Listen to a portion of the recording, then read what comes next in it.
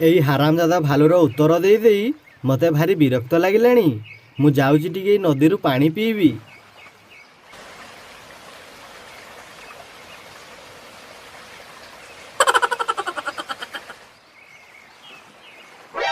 ଆହା, କି ମଧୁର ପାଣି! ଏଇ ପାଣି ପିଇକି ମୋର ତ ଆତ୍ମାଟା ଶାନ୍ତି ହେଇଗଲା, କିନ୍ତୁ ମୋର ଭୋକ ବଢ଼ିଗଲା। ଯାହା ହେଲେ ବି ମୋତେ କିଛି ଖାଇବାକୁ ପଡ଼ିବ। ମୁଁ ଦେଖେ କିଛି ଖାଇବା ମିଳୁଛି କି ନାହିଁ। କିଏ ରେ ସେଇଠି ପାଟି କରିକି ମୋ ନିଦଟା ଭାଙ୍ଗିଦେଲା?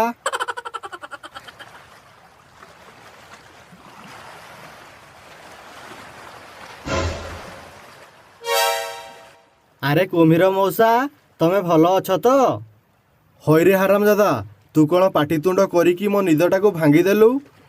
କୁମ୍ଭୀର ମଉସା ରାଗୁଛ କ'ଣ ପାଇଁ? ମୁଁ ତ ଜାଣି ଶୁଣିକି ତମ ନିଦ ଭାଙ୍ଗିନି। ମୋତେ ବହୁତ ଶୋଷ ଲାଗୁଥିଲା ତ, ସେଥିପାଇଁ ନଦୀକୁ ପାଣି ପିଇବା ପାଇଁ ଆସିଥିଲି। ପାଣି ପିଇ ସାରିଲୁ? ଏବେ ତୁ ଯା। ମୋତେ ଏବେ ପ୍ରବଳ ଭୋକ ଲାଗୁଛି। ତତେ ଭୋକ ଲାଗିଲା ଯେ ମୋର କ'ଣ ଯାଉଛି? ତୁ ଏବେ ଯା ଏଇଠୁ। ହେ କୁମ୍ଭୀର ମଉସା, ତମେ ସେମିତି କୁହନି। ଏମିତି କଥା ତମ ପାଟିରେ ଶୋଭା ଦଉନି। ମୁଁ ତ ଶୁଣିଥିଲି ତମେ ବହୁତ ଦୟାଳୁ, କାହାର ଦୁଃଖ କଷ୍ଟ ଦେଖିପାରନି। ମୋର ଯଦି ଜଙ୍ଗଲରେ ହୁକୁମ ଚାଲନ୍ତା, ତାହେଲେ ମୁଁ ବାଘ ବଦଳରେ ତମକୁ ଏଇ ଜଙ୍ଗଲରେ ରାଜା କରିଦିଅନ୍ତି। ସେଇ ବାଘଟା ତ ଏଇ ଜଙ୍ଗଲରେ ରାଜା ହେବାର ଟିକେ ବି ଯୋଗ୍ୟ ନାହିଁ। ତାର ଖାଲି ବଳ ଅଛି, କିନ୍ତୁ ତାର ବୁଦ୍ଧି ନାହିଁ। କିନ୍ତୁ କୁମ୍ଭୀର ମଉସା, ତମର ବୁଦ୍ଧି ସହ ବଳ ଅଛି। ତମେ ହିଁ ଏଇ ଜଙ୍ଗଲର ରାଜା ହେବା ଦରକାର। ଆରେ ଶିଆଳ, ମୁଁ କ'ଣ ଏଇ ଜଙ୍ଗଲର ରାଜା ହେଇପାରିବି? ହଁ କୁମ୍ଭୀର ମଉସା, କ'ଣ ପାଇଁ ହେଇପାରିବନି? ଆରେ ଶିଆଳ, ତୋର ତ ବହୁତ ବୁଦ୍ଧି।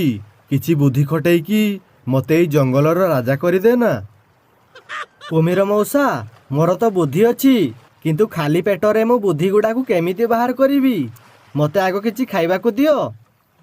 ହଉ ହଉ ରହ ଶିଆଳ, ମୁଁ ତୋ ପାଇଁ ମାଛ ନେଇକି ଆସୁଛି।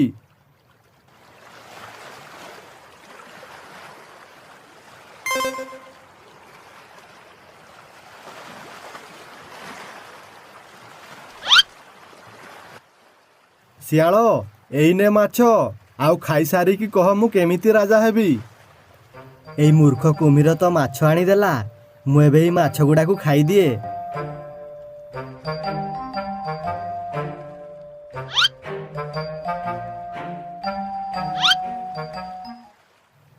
ଆରେ ଶିଆଳ, ତୁ ତ ମାଛ ଖାଇ ସାରିଦେଲୁ।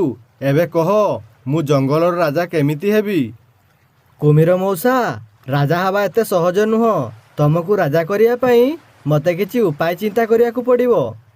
କୁମ୍ଭୀର ମଉସା, ମୁଁ ଏବେ ଯାଉଛି କେଉଁଠି ଏକୁଟିଆ ବସିକି ତମକୁ ରାଜା କରିବା ପାଇଁ ଉପାୟ ଚିନ୍ତା କରିବି। ହଉ ଠିକ୍ ଅଛି ଶିଆଳ, ତୁ ଯା।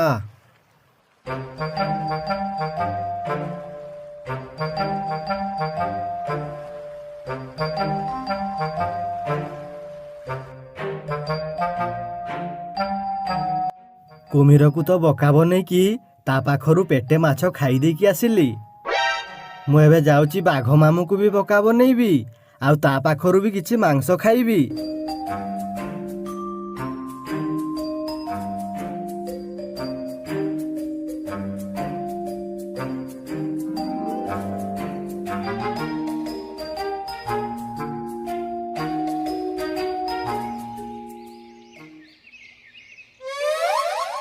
ବାଘ ମାମୁଁ, ତମେ ଏଇ ଜଙ୍ଗଲରୁ ବିଦାୟ ନେବା ପାଇଁ ରେଡି ହେଇଯାଅ। ଆରେ ଶିଆଳ, ତୁ କ'ଣ କହୁଛୁ? ତୋର ମୁଣ୍ଡ ଫୁଣ୍ଡ ଠିକ୍ ଅଛି ତ? ଦେଖିବୁ ଏଇନା ମୁଁ ତୋର କ'ଣ ଅବସ୍ଥା କରିବି। ବାଘ ମାମୁଁ, ଏକଥା ମୁଁ କହୁନି, ଏକଥା କୁମ୍ଭୀର କହୁଛି। କ'ଣ କହୁଛି ସେ କୁମ୍ଭୀର? କୁମ୍ଭୀର କହୁଛି ବାଘର କିଛି ବୁଦ୍ଧି ସୁଦ୍ଧି ନାହିଁ। ସିଏ ଖାଲି ଜଙ୍ଗଲର ରାଜା ହେଇଯାଇଛି ସିନା, କିନ୍ତୁ ତାର ବଳ ଅଛି, କିନ୍ତୁ ବୁଦ୍ଧି ଟିକେ ବି ନାହିଁ। ଆଉ ମୋର ବଳ ବି ଅଛି, ବୁଦ୍ଧି ବି ଅଛି। ତାକୁ ମୁଁ ବୁଦ୍ଧିରେ ବି ପାରିଦେବି, ଆଉ ବଳରେ ବି ପାରିଦେବି। ସିଏ ତମକୁ ବଳରେ ଆଉ ବୁଦ୍ଧିରେ ହରେଇକି ରାଜା ହେବା ପାଇଁ ଚାହୁଁଛି। ଆରେ ତାର ତ ବହୁତ ସାହସ। ଯା, ସେ କୁମ୍ଭୀରକୁ ଏଇଠିକି ଡାକି ଆଣ। ବାଘ ମାମୁଁ, ମୁଁ ହେଉଛି ତମର ସପୋର୍ଟ। ତାକୁ ବଳରେ ନାହିଁ, ତାକୁ ବୁଦ୍ଧିରେ ହରେଇବା। କିନ୍ତୁ କେମିତି ଶିଆଳ? ବାଘ ମାମୁଁ, ମୁଁ ତ ତମକୁ ବୁଦ୍ଧି ଦେବି, କିନ୍ତୁ ତା ଆଗରୁ ମୋତେ ରାତିରେ ଖାଇବା ପାଇଁ କିଛି ଖାଦ୍ୟ ଦିଅ। ହଉ ଠିକ୍ ଅଛି, ଏଇ ନେ। ଏବେ ମୁଁ ହରିଣ ଶିକାର କରିଥିଲି, ଏଇ ହରିଣଟା ଏବେ ତୋର। ଏବେ କହ, ସେଇ କୁମ୍ଭୀରକୁ ମୁଁ ବୁଦ୍ଧିରେ କେମିତି ହରେଇବି? ବାଘ ମାମୁଁ ଶୁଣ ମୋ କଥା।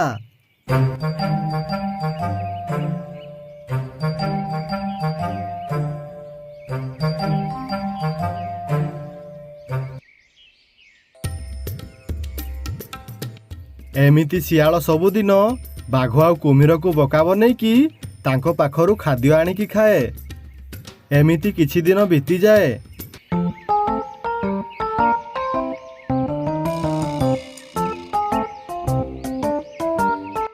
ଆରେ ବାଃ, ଏଇ ବାଘ ଆଉ କୁମ୍ଭୀରକୁ ତ ବୋକା ବନେଇକି ମୋର ତ ସବୁଦିନେ ଖାଇବା ହେଇଯାଉଛି।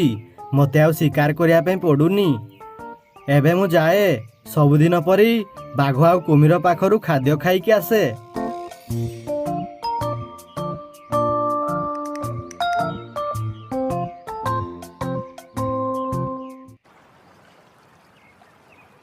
ଆରେ ସେଇ ଶିଆଳ ତ ମୋତେ ସବୁଦିନେ କହୁଛି ମୋତେ ରାଜା କରିଦେବ ବୋଲି। ସିଏ ତ ଆଜି ପର୍ଯ୍ୟନ୍ତ ମୋତେ ରାଜା କରିପାରିଲାନି। ସେ ଶିଆଳ ମୋତେ ବୋକା ବନଉନି ତ? ସେ ଶିଆଳ ଆଜି ଆସୁ, ତାକୁ ମୁଁ ପଚାରିବି ସିଏ ମୋତେ କେବେ ରାଜା କରିବ।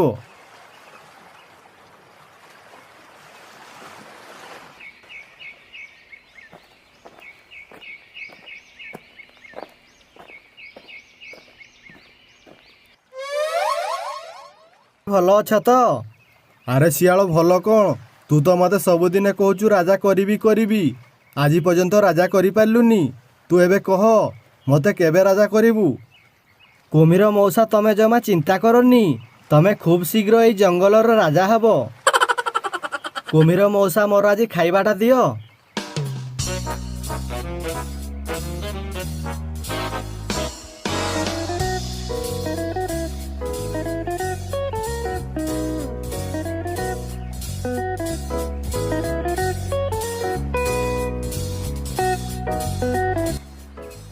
କୁମ୍ଭୀର ମଉସା, ଏବେ ମୁଁ ଆସୁଛି, ତମେ ଜମା ଚିନ୍ତା କରନି, ତମେ ଖୁବ୍ ଶୀଘ୍ର ରାଜା ହେବ। ମୁଁ ଯାଉଛି, ଆଜି ଶିଆଳର ପଛରେ ପଛରେ ଯିବି, ଆଉ ଶିଆଳ କୋଉଠି କ'ଣ କରୁଛି ଦେଖିବି।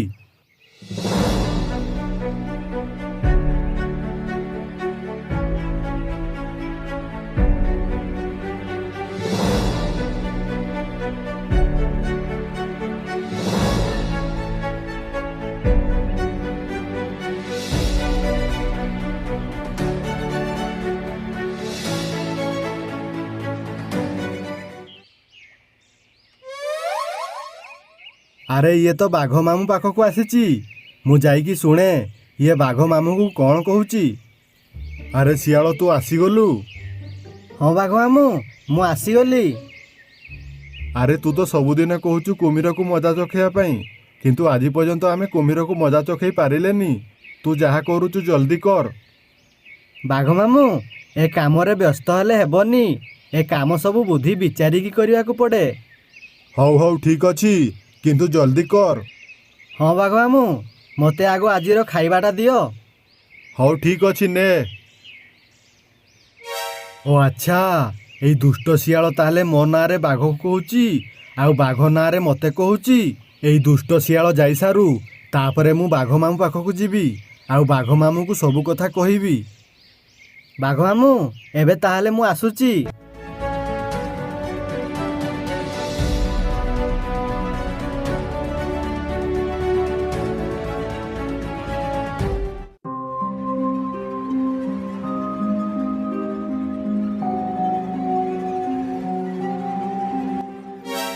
ବାଘ ମାମୁଁ।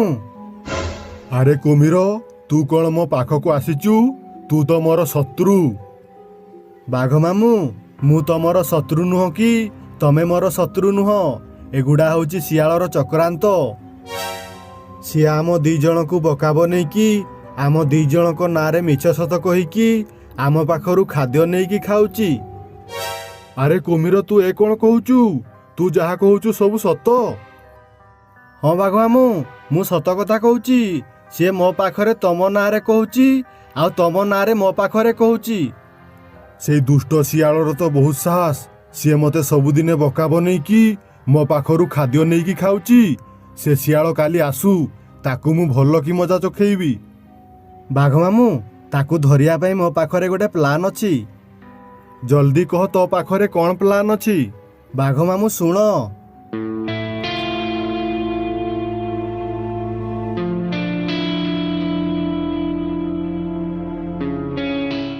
ହଉ ହଉ ଠିକ୍ ଅଛି, କାଲି ଆସୁ ସେ ଶିଆଳ, ତାକୁ ଆମେ ଭଲ କି ମଜା ଚଖେଇବା।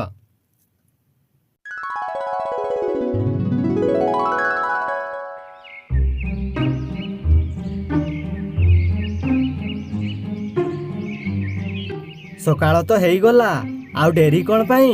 ଏବେ ମୁଁ ଯାଏ ବାଘ ଆଉ କୁମ୍ଭୀରକୁ ବକା ବନେଇକି ତାଙ୍କ ପାଖରୁ ଖାଦ୍ୟ ଖାଇକି ଆସେ।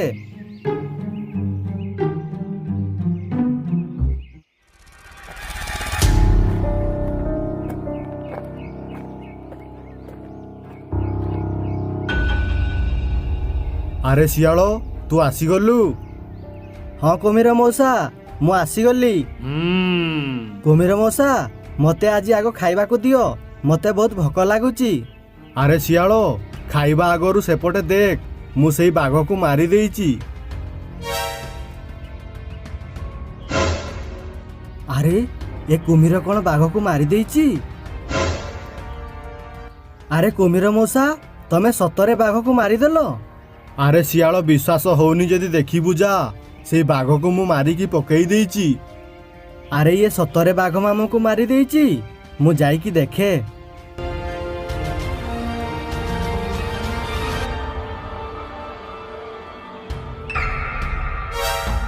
ଆରେ ଦୁଷ୍ଟ ଶିଆଳ, ତୁ ତ ଆମ ଜାଲରେ ପଡ଼ିଗଲୁ। ଆରେ ବାଘ ମାମୁଁ, ତମେ ବଞ୍ଚିଛ? ଆରେ ଦୁଷ୍ଟ ଶିଆଳ, ତୁ କ'ଣ ଭାବୁଥିଲୁ ଆମେ କିଛି ଜାଣିପାରିବୁନି? ଆମେ ସବୁ କିଛି ଜାଣିପାରିଛୁ, ଏବେ ତୁ ମରିବୁ।